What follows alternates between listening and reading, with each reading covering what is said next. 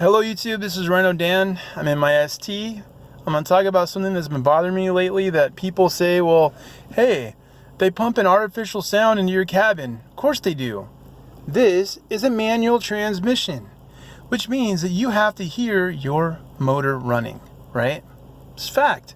Because when you're going fast, you don't have time to look at the dash. You got to keep your eyes on the road. And when I was racing motorcycles, my eyes was always on the road, and half the time I couldn't even tell you how fast I was going until after I looked at the footage, and then I can look at my actual speeds. Most of the time I'm looking through the corner, looking down the road, passing people, trying to play mental chess with them, trying to figure out where I need to be and everything else. It's racing. It was being fast on a track. In real life, same thing. You got stuff on the road, cars, stuff like that. Maybe not as crazy as being on a track, but it's different because you have pedestrians, you have other idiots on the road on their cell phones. So it's one of those things. So here's why I don't mind them pumping sound into the engine, right? Brake on. So at about 4,000 RPM,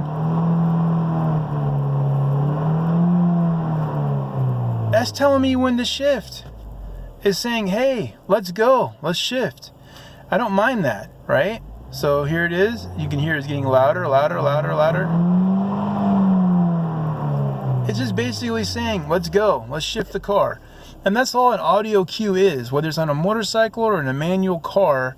It's basically telling you when to shift. When you're riding motorcycles and your bike's whining out like, wah, wah, wah, wah, gotta shift. You're gonna bounce off the red limiter. And I've done that plenty of times on my R3 on track, because sometimes I'm in between gears and I can't shift. And that's a different story for a different day.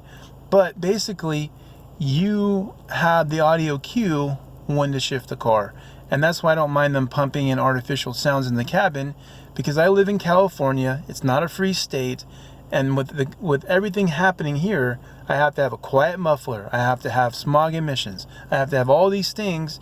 And so a car can't be loud like it used to be, like those old V8s you can hear like 5 blocks away. They didn't need to have sound pumped into the cabin because you can hear them throughout the house 5 miles away and stuff. This big whopping looping V8, right? Or those Harleys, same thing. They're just not as loud. But the point is that if you have loud vehicles, you don't have to have the audio pumped into the cabin. And so when people complain about that on the ST reviews or anything like that, it's just stupid. If you're driving an automatic and they're pumping sound in the cabin, that's just for your enjoyment. But in a manual, it's for your audio cue, I'll say it again, to shift. This is basically the car letting you know, hey, it's time to go up to a higher gear. Alright, thanks for watching. My name is Rhino Dan. This is my ST. And if you don't know anything about me, I was a racer, motorcycle champion, and now I'm just driving a car because of injuries. So here I am. Thanks for watching, and I appreciate it. You guys have a nice day.